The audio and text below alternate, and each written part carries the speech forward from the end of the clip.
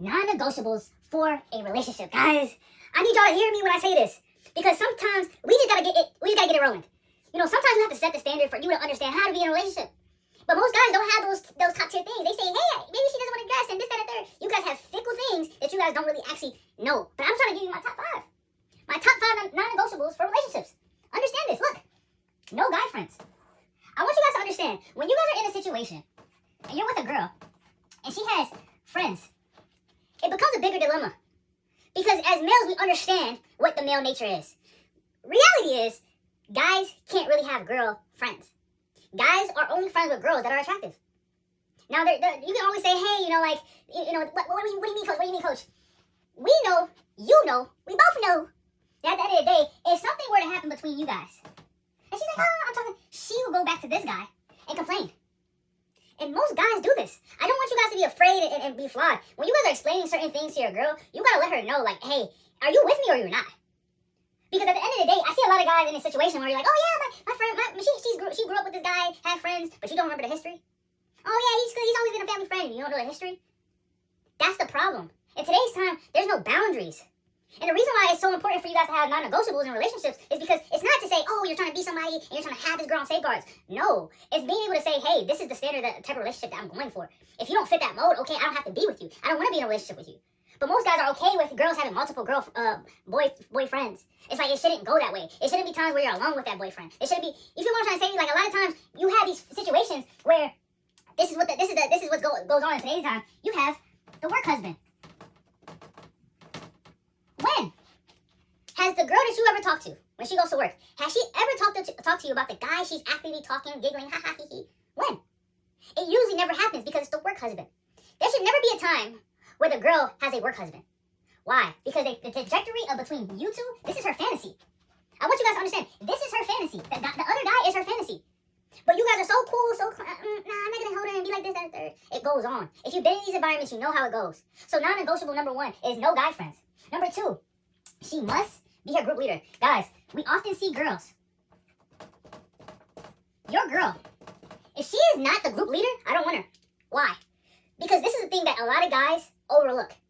If there is one single friend, and there's another single friend, and there's a third single friend, and you are the only girl in the relationship that is good, most of the times, the other girls will propagate their problems in their dating lives and their relationships to the friend to disturb the relationship. Now she's bringing her friend's drama into your relationship and being like, oh yeah, like I thought this, like my friend just broke up with her friend and they was doing long distance and this, that, and the third, or they was talking and she accidentally cheated on him. Like stuff like that should be a no-go.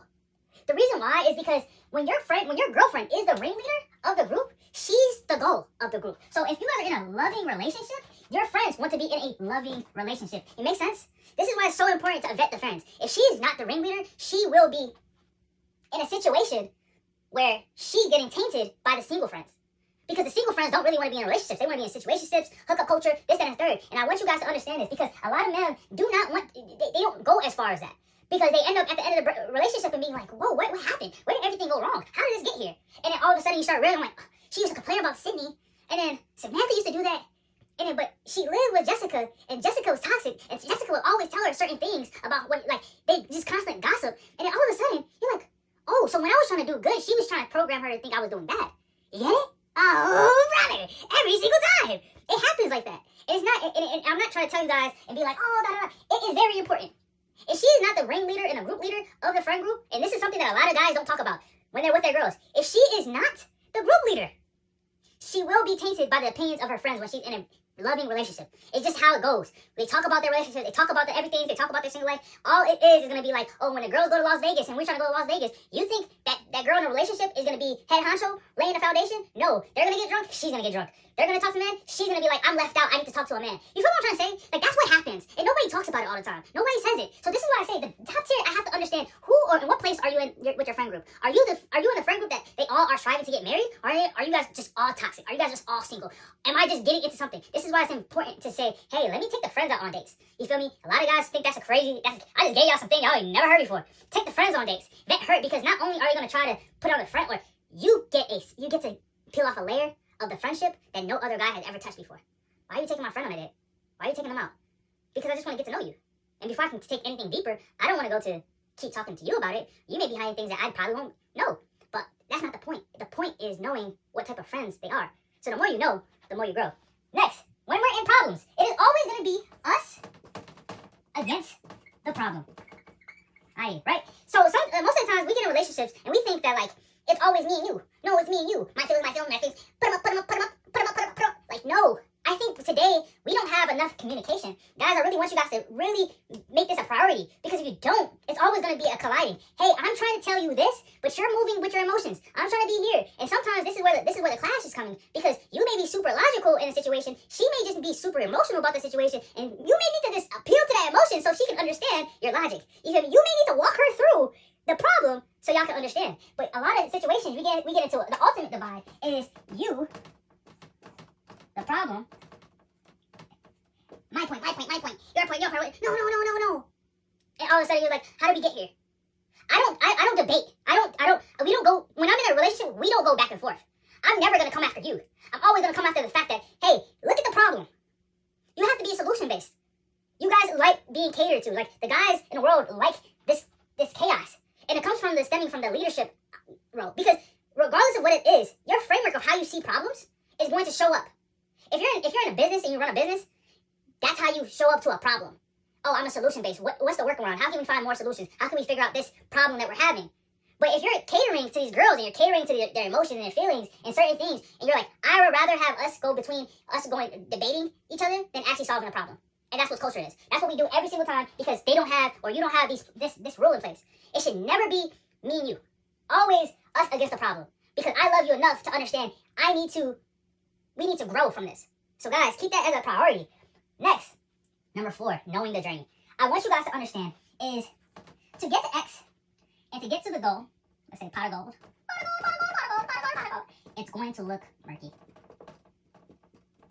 It's going to be a journey. And sometimes, as a leader, as a man, you have to convey the journey. But it looks different, because when you meet a girl in high school and y'all both are on the journey, you guys can see the journey, and y'all can work towards the journey of the things that you want in your life, right? But when we get in a day and age where we're 22 and 25 and you're out of college and you're dating this girl, and if she doesn't want that journey for you, come on. And one of the most important things about the journey is knowing that it's going to be a faith-based journey. Solid, foundational faith-based journey. Because I do believe the girls that you provide that are willing to be in your life, that you're going to be, that you want in your life, has to understand that the journey's going to walk by faith and not by sight. 2 Corinthians 5:7. It's going to look like we are in the wilderness at times. It's going to get murky when certain things hit the fan. But understanding that this journey that we're both on is super important. Because at the end of the day, we have to come together and make something bigger than us. But if the girl does not understand that, guys, look, cut your losses. Some of you guys don't want to be rooted in faith, in love, in God. And that's what is shifting the priorities of what you need to do and accomplish in this life. Every single time, you guys will be like, oh, she's not about the journey. As soon as she doesn't understand or want to be about the journey, cut your losses. If she's not willing to work and say, because a lot of times, a lot of men are in relationships and they're like, oh, it's about me. Me. What are you going to do for me? What are you going to do for me? And every single time, once the me and the I starts coming out, the relationship is on its way. It's Titanic. The boat is sinking. And if you can't wrap your mind about that, you're going to be lucked out. And every person that you're going to date is not going to resonate. You feel what I'm trying to say? So knowing the journey and understanding it's going to be a faith-based journey. It's not we're trying to build something together. You're helping me in knowing my journey. I'm leading the ship. I'm going to say, we're going here. We're going here. If you trust me, we're going here. Because if you're not trusting me, we're not going anywhere. I don't need you on this ship. Because there's somebody else that's going to want to help. That's going to help fuel the engine. That's going to want to help do this. But I'm going to lead us to exactly where we need to go. And as men, we have to understand our vision and know what we're standing for in life. And this is very important. So remember that. And lastly, number 5. No keeping score. No keeping score. I often see we get in these relationships, these toxic relationships, and when something happens, an argument occurs, you're keeping score. Oh, I won this argument. Oh, I did this. Oh, I did this. I washed the dishes. You ain't buy us food that day. I bought us food. We split the bill. Why did you make me split the bill? You should pay 100%. And this is what culture is seeing. Culture doesn't want us to be in relationships. I want you guys to understand, when we talk about non-negotiables in relationships, as men, as you're starting to understand the game of dating and being in relationships, when you have these non-negotiables, these standards that you move by, the culture does not want you. The world does not want you to have these. Why? Because you're standing for something. Because you know that if one of these agreements were to be broken, you're leaving. Women don't like that. That's why women like the guys that don't have this, that are unpredictable, that are scrambled, that doesn't know their sight. They say they know their sight. They say, I'm this guy, I'm going to be this, I'm going to be... But does that guy really know? Do you really know who you are? Do you really know where you want to go?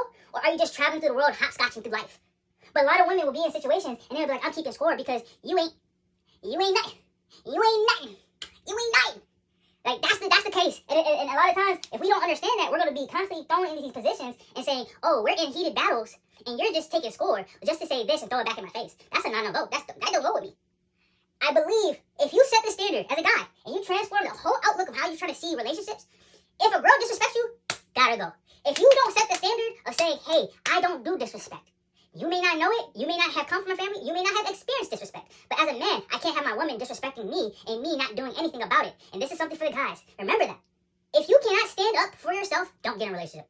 If you can't do the bare minimum, because standing up and saying, hey, these are my values and this is what I stand for, and I'm willing to stand for these things, and I don't care if you leave me or you stay with me. But this is where I stand. And a lot of guys are missing that value. So remember these guys. These non-negotiables in a relationship. 1, no guy friends. No, we don't do that. 2, she must be her group's leader. If she's not, she's always going to be acceptable to the friends leading her. 3, it's always us against the problem. I'm never going back and forth with you. It is always, how can we find a solution for that? 4, knowing the journey. The journey is going to be a faith-based journey. And if you're not on that same boat, and you're not willing to allow me to lead, I don't want it. And then lastly, no keeping score. I'm not going to keep score.